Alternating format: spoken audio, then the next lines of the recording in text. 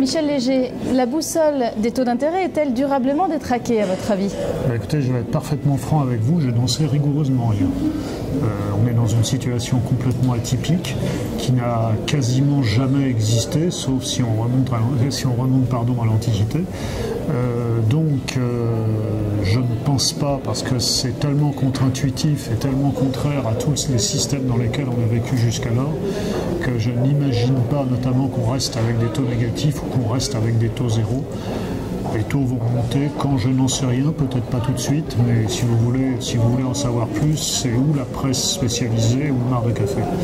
Et alors, quelles peuvent être les répercussions de cette situation pour les dirigeants financiers?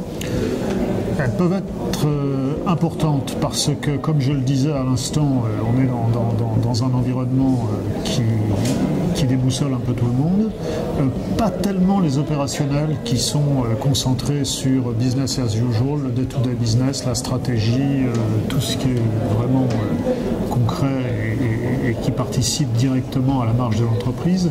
Par contre, les informaticiens ont eu quelques petits soucis parce qu'il y a beaucoup de programmes informatiques dans lesquels on ne pouvait pas mettre des taux d'intérêt zéro ou négatifs. Les juristes, alors là, pour qui c'est vraiment tempête sous un crâne, parce que, par exemple, en droit français, le contrat de prêt est strictement défini par le code civil, le code monétaire et financier. Donc un prêt, c'est un capital qu'on rembourse à l'échéance dans la même monnaie, avec un intérêt. Donc là, on voit que plus rien ne colle.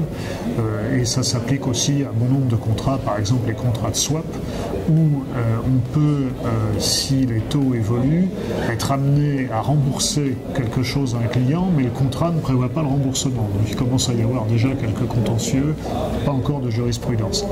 Les préparateurs de comptes, les comptables, sont aussi un petit peu déboussolés parce qu'ils ont l'habitude, par exemple, dans les normes internationales, d'actualiser tout un tas de valeurs, que ce soit à l'actif ou au passif, et l'actualisation dans un environnement de taux négatif, ça devient un exercice assez particulier auquel personne n'est vraiment habitué.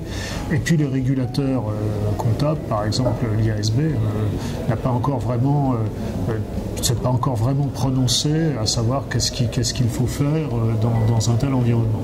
Ils vont le faire si on reste dans ce contexte de manière durable. Peut-être est-ce que ça ne sera qu'éphémère, mais en tout état de cause. Donc effectivement, je crois que tout le monde est un peu perdu pour lui. Oui, beaucoup d'incertitudes. Ouais. Bon. Je vous remercie beaucoup. Je vous en prie.